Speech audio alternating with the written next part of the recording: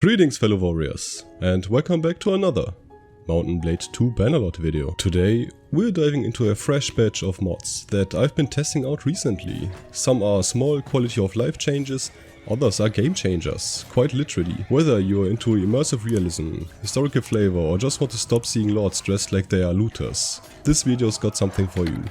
If you're wondering where I've been, there was quite a lot going on in my life as of recent. From hospital visits, nothing major since it's healed by now, to continuing my modding endeavors. If you want to get early access to all of my mods, be sure to become a patron or YouTube member. Right now I'm working on a new update for cinematic combat which makes all weapon types eligible for kill moves. In the past pretty much only sword and shield combos could perform kill moves, but now literally every weapon type will utilize these kill moves as well. I'm also working on a new mod that expands the charging feature from cinematic combat, adding much more charging animations and other stuff to the game, with the ability to charge yourself. This mod will be released soon, so be sure to become a patron member. But other than that, let's dive in to today's video. First up, a mod that genuinely impressed me when I first installed it.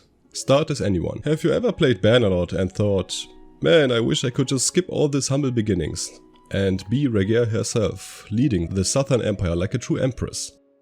Well, now you can. With Start as Anyone, you quite literally start as anyone.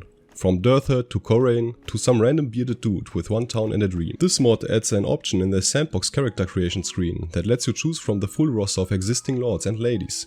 You inherit their clan, their holdings, their relationships. It's instant immersion. No grinding your way up from selling butter or getting jumped by looters with rocks. And here's the best part, it's compatible with pretty much every overhaul mod like Eastern Europe, Anno Domini, or even Victoria Era, 1860, or maybe even A Dance of Dragons. So yes, if you want to start as Queen Rhaenyra and just absolutely ruin Westeros, this mod's got your back. I highly recommend this one if you want to try something different without slogging through the early game. Next up we have Lord's Gear. This mod automates gear upgrades for lords and companions. But not just any upgrades, intelligent upgrades based on the skills, roles and even preferences. It checks if they are mounted, what weapon types they're good at, their riding skill, and then buys gear accordingly. So no more archers running around with axes or nobles charging in with wooden sticks. They'll actually use pikes if they are pikemen, bows if they are archers, and shields if they are not lunatics. You can also fine-tune it. Restrict gear by culture, limit spending, apply upgrades only to your kingdom or even just your own clan. There's detailed logging too in case you're the kind of person who wants to make sure Dirther didn't blow all his gold on a fancy hat. It doesn't touch gameplay balance but indirectly boosts immersion and tactical depth, and honestly, it makes lords and ladies look like they actually belong on the battlefield. Moving on, a more subtle visual mod that might fly under the radar, but really improves realism. Realistic blood. Let's face it, vanilla Bannerlord treats blood like a horror movie. You poke a guy in full plate and suddenly blood bursts everywhere. This mod fixes that. Blood splashes and decals are now context sensitive. Hitting a full plate? No blood. Blunt strikes through chainmail? Nope. But a clean arrow shot to unarmored head? Yeah, expect a spray. It doesn't affect gameplay, AI or mechanics, it's purely visual. But it goes a long way in making combat feel more grounded. If you're running realism mods or historical overhauls, this one slots in perfectly. Next up we have Ancient Russian Armory. This mod adds armor sets from medieval Russia and Slavic regions. Think lamella, ringmail, padded coats, those iconic Slavic helmets. It's a fantastic addition if you're roleplaying as Kievan Rus Warlord or just want more variety in your troop trees. The models are a mix of original textures and retextures from Rus Helmet's ASP, so it's not 100% custom, but it still looks gorgeous and fits well within Bannerlord's aesthetic. Right now it's mostly a visual mod, but I'd love to see it get integrated with custom troop trees or full-blown overhauls in the future.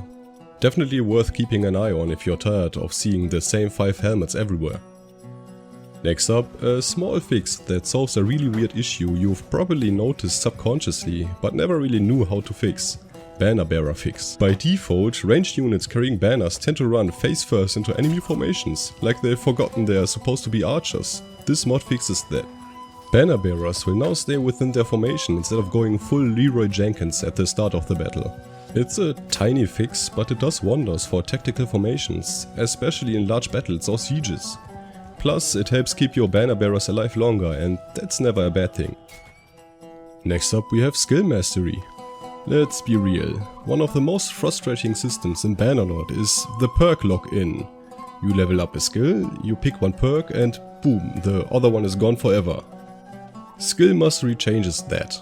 Instead of locking away the other perk forever, it makes it available later if you are willing to put in the effort.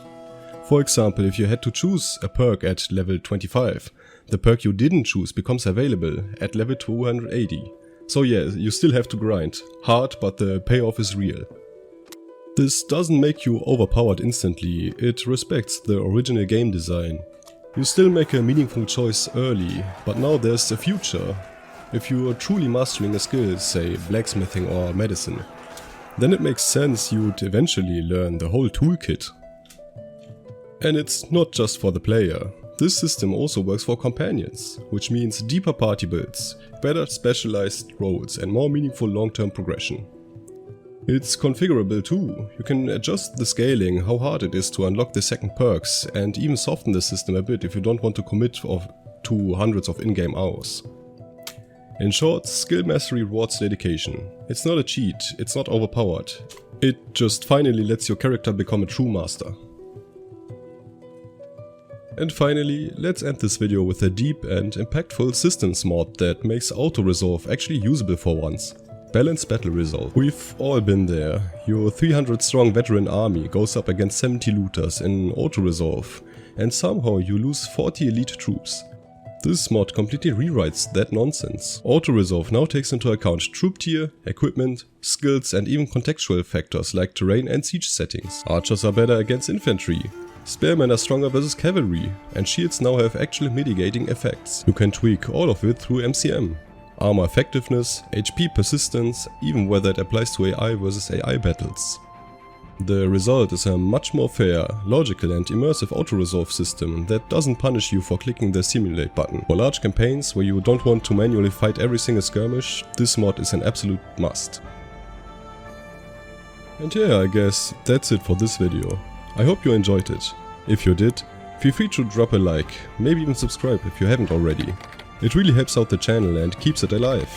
Let me know in the comments which one of these mods you're gonna try, or if there's another gem from May that I should check out. Join my Discord server if you wanna chat, see development updates for my mods, or just hang out with like-minded people. And I see you all in my next video. Become a YouTube member or patron today, and bye.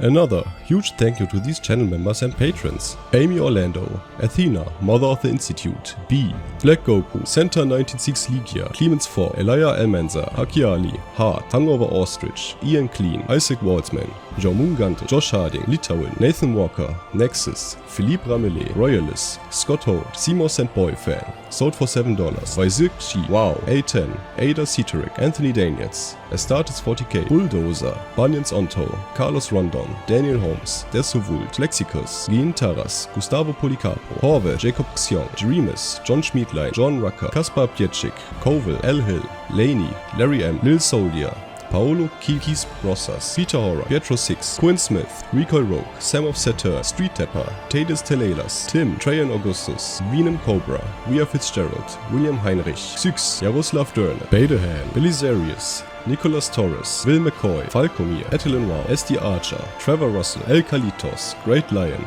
Ed Kine, El Cash, Egg, and Clinky Man, and all the other channel members and patrons for supporting the channel.